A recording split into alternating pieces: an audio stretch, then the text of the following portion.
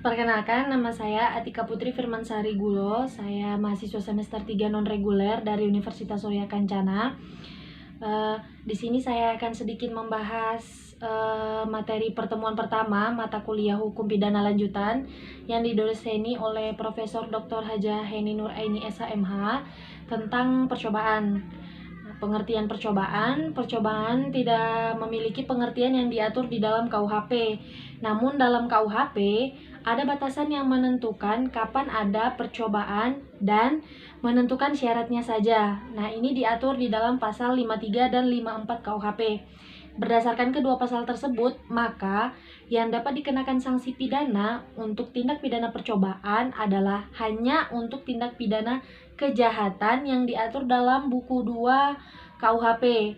Sedangkan untuk pelanggaran yang diatur dalam buku 3 KUHP itu tidak dikenakan sanksi pidana. Selain itu, berdasarkan kedua pasal tersebut, maka yang dimaksud dengan percobaan adalah suatu perbuatan yang dilakukan seseorang dengan niat yang jahat, dan niat itu sudah mulai dilaksanakan, tetapi perbuatannya belum selesai. Tidak selesainya perbuatannya itu bukan karena kehendaknya sendiri. Nah, percobaan ini memiliki sifat yang pertama sebagai dasar alasan memperluas dapat dipidananya seorang, yaitu seseorang yang dikenakan sanksi pidana apabila sudah memenuhi unsur yang tertera dalam pasal 53. Nah, walaupun belum memenuhi delik. Sifat pasal 53 ini memperluas dapat dipidananya orang karena melakukan percobaan dan bukan memperluas rumusan delik. Jadi, percobaan bukan delik yang berdiri sendiri, tapi melainkan delik yang tidak sempurna. Kemudian sifat yang kedua yaitu sebagai dasar alasan memperluas dapat dipidananya perbuatan, yaitu tindak pidana percobaan merupakan suatu tindak pidana yang bulat dan lengkap.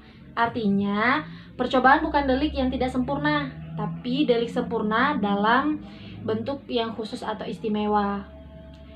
Ada dua dasar patut dipidananya percobaan. Nah, yang pertama adalah teori subjektif. Nah, menurut teori ini, dasar patut dipidananya percobaan terletak pada sikap batin atau watak yang berbahaya dari pelaku. Nah, kemudian ada teori yang kedua, yaitu teori objektif. Nah, menurut teori ini, dasar patut dipidananya percobaan terletak pada sifat bahayanya perbuatan yang dilakukan oleh pelaku. Nah, teori objektif ini terdiri dari dua. Yang pertama formil, yaitu perbuatan itu dianggap berbahaya terhadap tata hukum. Kemudian material, yaitu perbuatan itu dianggap berbahaya terhadap kepentingan atau benda hukum. Lalu ada tiga unsur-unsur percobaan. Unsur yang pertama yaitu adanya niat. Niat merupakan sikap batin dari pelaku yang tidak kelihatan. Niat dapat terlihat setelah permulaan pelaksanaan.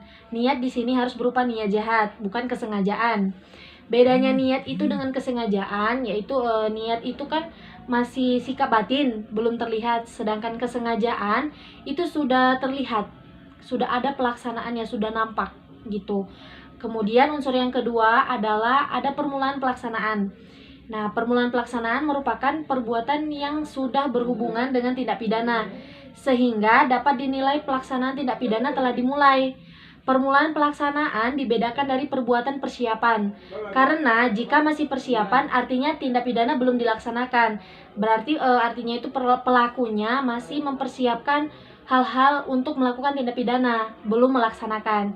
Jadi perbuatan persiapan ini tidak dapat ditindak pidana. Kemudian unsur yang ketiga adalah pelaksanaan tidak selesai bukan karena kehendak sendiri. Nah, jadi misalnya itu kayak kepergok orang lain, atau misalnya ingin menembak orang terus tidak mati karena tangannya itu disentakkan oleh orang lain sehingga tembakannya meleset. Lalu atau mungkin saat ingin menembak orang, orang yang ditembak tidak mati karena mungkin terlalu kuat gitu. Jadi itu bisa menjadi alasan pelaksanaan tindak pidana itu tidak selesai gitu. Selain bukan karena kehendak sendiri, tindak pidana tidak selesai juga karena bisa dari kehendaknya sendiri.